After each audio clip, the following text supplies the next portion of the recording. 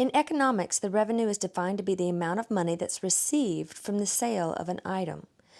This is equal to the selling price, P, times the number of items sold, X. In other words, the revenue is equal to P times X. For example, if the price of an item is $10 and we sell 5 of those items, then the revenue would be $10 each multiplied by 5 items sold. We would have $50 in revenue. The law of demand states that P and X are related. As one increases, the other decreases. If the price of an item gets too high, then the number of items sold is going to go down.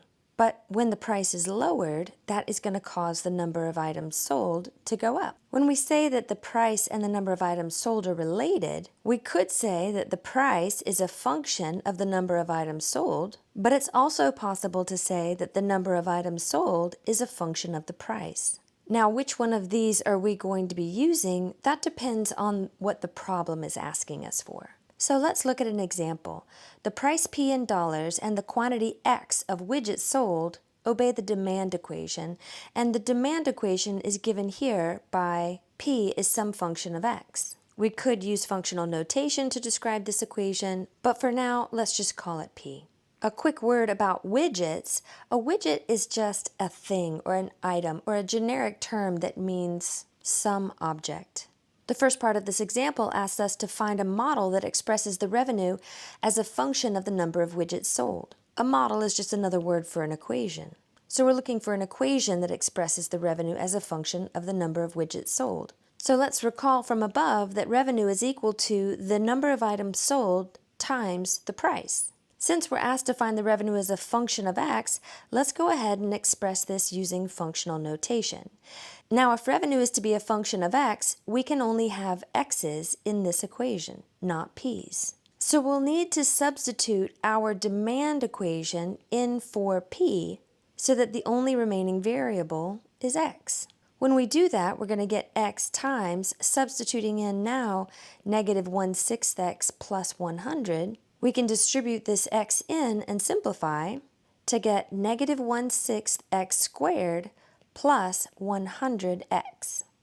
Now we can see that our revenue function depends only on X, which is the answer to the first part of this question. Now that we have that revenue function depending on the number of widgets sold, we can find the revenue if 200 of them are sold. Algebraically, the way that we say that is evaluate the revenue when X is equal to 200. So we're just going to be plugging 200 in for our X and then evaluating this quantity. 200 quantity squared is 40,000, and 100 times 200 is 20,000.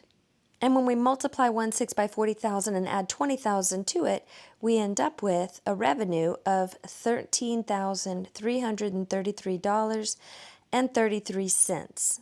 And it's worth mentioning that this is an approximation. We had to round off to 33 cents. Now, using our revenue function, we're asked to find the quantity that maximizes the revenue. And in order to do that, let's notice that our revenue function is a quadratic function with a leading coefficient that's negative, which means that it's going to have a graph that's a parabola opening down. Let's notice that when the number of widgets sold is 0, the revenue is also going to be 0. When we plug in 0 for X, we get 0 out for Y, which means that 0, 0 is a point on the graph of the revenue function. And then from there, let's just draw a parabola that's opening down, but this is a concept drawing, so we're not being too specific with it. Remember, revenue is the output, and the X value is the number of widgets being sold, and the maximum revenue is going to occur at the vertex of the parabola.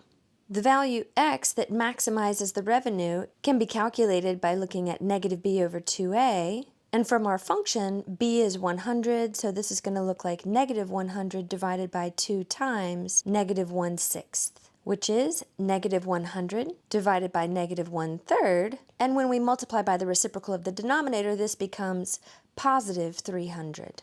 So the X coordinate of our vertex is positive 300, and the Y coordinate, or the revenue output, is going to be determined by plugging 300 into that revenue function. So now we'll determine what the revenue is evaluated at 300. So we copy down our revenue function, leaving holes for the x values, and plug 300 into those x variable spots. So the revenue obtained by selling 300 widgets is going to be negative 1/6 times 90,000 plus 30,000, which turns out to be 15,000. So that's the y-coordinate of the vertex point, and we're now ready to answer the question. What is the quantity x that maximizes the revenue? X is equal to 300 widgets sold is the quantity that maximizes the revenue. What is the maximum revenue? The maximum revenue is the y-coordinate of the local maximum, which is $15,000. The last part of this question asks what price should the company charge in order to maximize the revenue?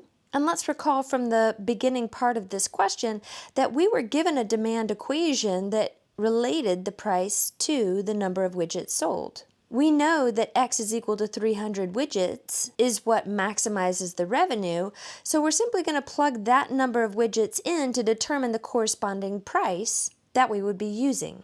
So we'll just copy paste our demand equation down here, and we're going to plug in x is equal to 300 into this demand equation to get negative 1/6 times 300 plus 100, which would be negative 50 plus 100, which is positive 50. So the price that the company should charge to maximize the revenue is $50 per widget.